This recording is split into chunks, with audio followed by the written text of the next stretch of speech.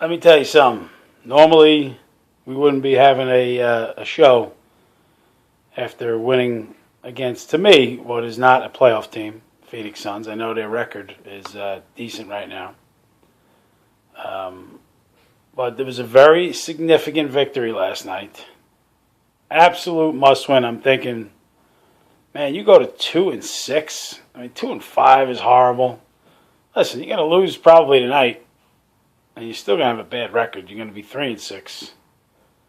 But massive win last night, and gee, what could we talk about? We could talk about your $98 million guy getting injured once again.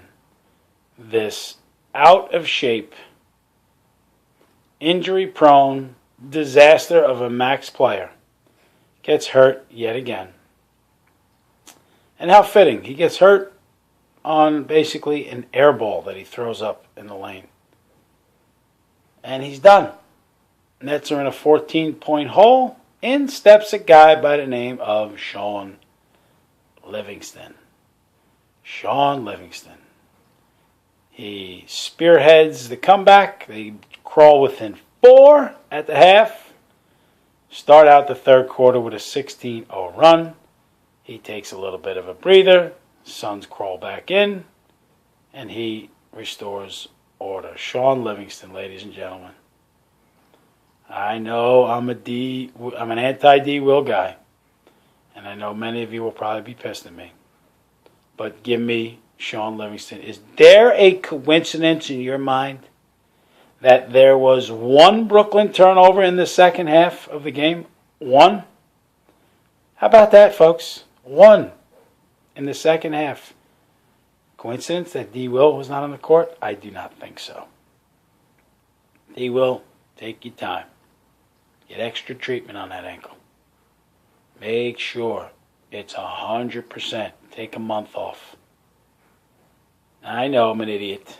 I know you're going to say, oh, Bob, Shaun Livingston is not D. Will. I get it. But D. Will, folks, has been nothing but a disaster for me since he's been in net. Had a great second half last year. Do not discount the second half. But if you're telling me that I'm supposed to be satisfied with one half of a season for a max-out player, sorry. Not happening. Take your time, D. Will. Livingston, what'd you do last night? 7 for 12. 7 for 12. How many times does Darren Williams make more shots than he misses? Not many. Livingston, this is, by the way, Livingston coming off a 5 for 6 the night before. 7 for 12, 6 assists, and 2 turnovers. What's his plus minus, ladies and gentlemen? His plus minus is 16, which is by far the best of the night for the Nets. Andre Blatch was minus 15. Terry was minus 14. Plus 15, plus 16 for Shaun Livingston.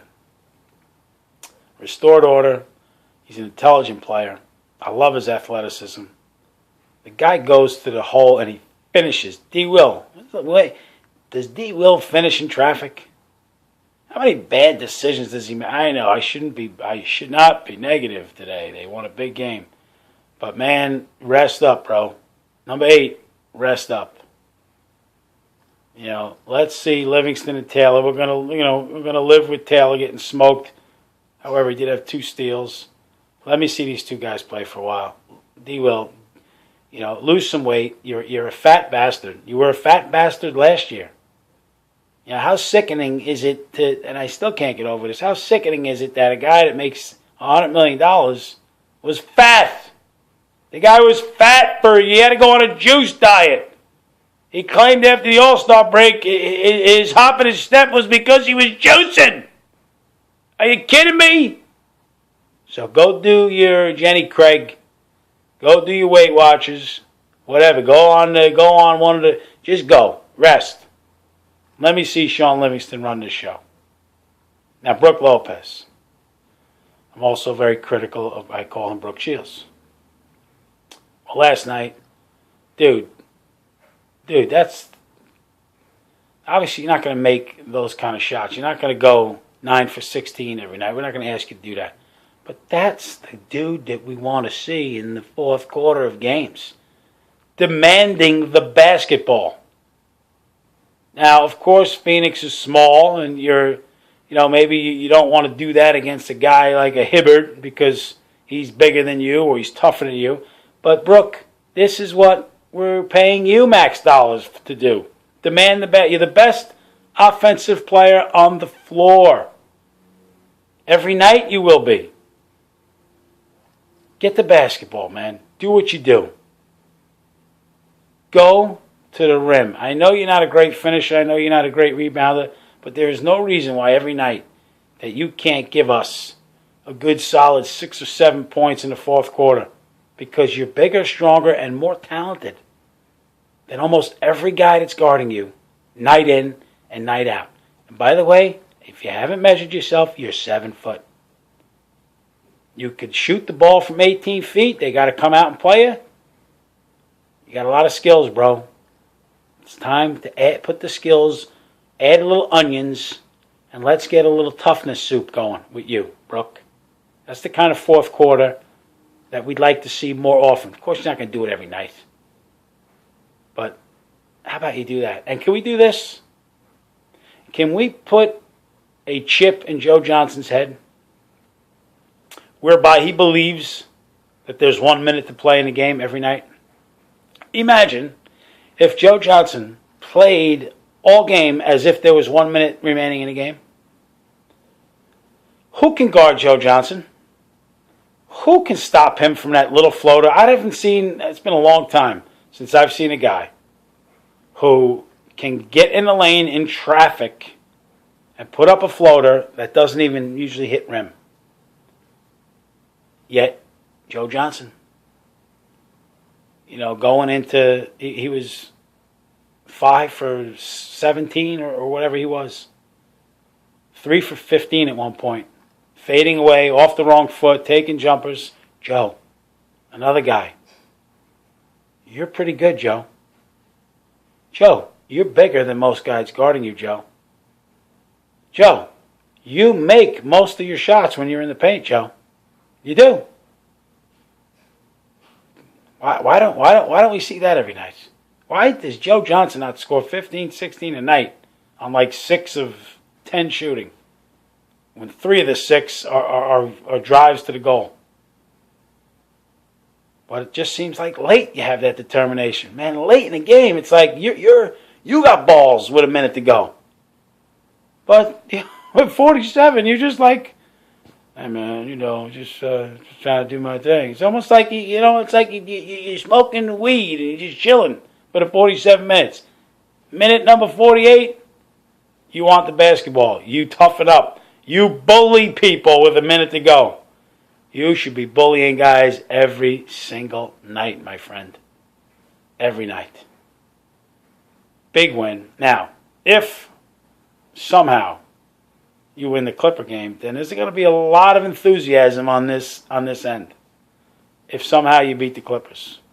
It ain't going to erase the disaster that you've given us to start the season. With these 4 horrific losses, losing to teams with a combined 11 and 22 record, winning 2 quarters. Up until last night, you won 2 quarters on the road in 17 total quarters, including an overtime against the Wizards. Now, last night, you won 3 of the 5. Well, you should do. But go ahead and beat the Clippers, and you're going to show me that, you know what, maybe this ship can be righted. And I tell you, call me an idiot, but I like the captain Livingston. I like Livingston leading the way. Now, I know he is not D. Will. I know D. Will is D. Will. And everybody every day talks about when he's healthy, when this, when that. Well, how about he's not? How about he's very seldom fully healthy? And when he is, he doesn't look like he is. He's always hurt. Always something bothering him. Wrist, when he first came here, back spasms, ankles, feet, both feet, the heels, whatever it is. He's always hurt. Give me Livingston over an extended run. Taylor backing him up. You know, obviously Pierce can run a little point. You know, you showed something last night. You pulled through. Your 3-point defense. I mean, I know they didn't shoot great from percentage-wise. You know, 10 for 28. They only shot 35%, which I don't know. I guess that's good, 35% from three. But of those 28 threes launched by Phoenix, how many of them were uncontested? I bet you maybe one or two of them were contested. We do not defend well. We do have to fix that. Now, you say, Bob, we gave up 98 points to a high score. I get it. But my point is they had open looks at the three.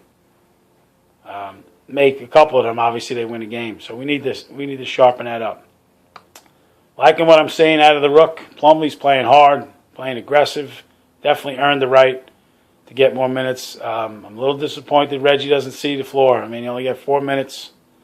I don't think that's wise to have a rotation without him in it because he does so many good things. But I guess I can't argue with the result. Garnett, listen, man, I'll take it.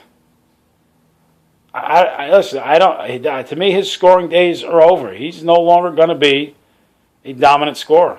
Not even dominant. He's not even going to be a consistent scorer. This is who he is. And of course, you think you're going to get more than 5 points a night out of him. But if you're going to pull 14 boards down, dude, I'll take it. You know, and once again, another dig for my Nets. Yes, post game they said 17 rebounds in the post game. I mean, they do for a living. The Yes Network for a living covers the Nets, and in the post game on their stat they had 17, and he actually had 14. So whole nother topic there. Let's see what you do tonight. I don't expect you to win. I will be very thrilled with a victory. I would love to come home 4-5 with a chance to go 500 against a very difficult Portland team, which is led by Aldridge and, of course, the stud rookie that we gave them, Lillard. Let's see what happens. All right? Leave me alone. Joe, there's 1 minute to go in the game.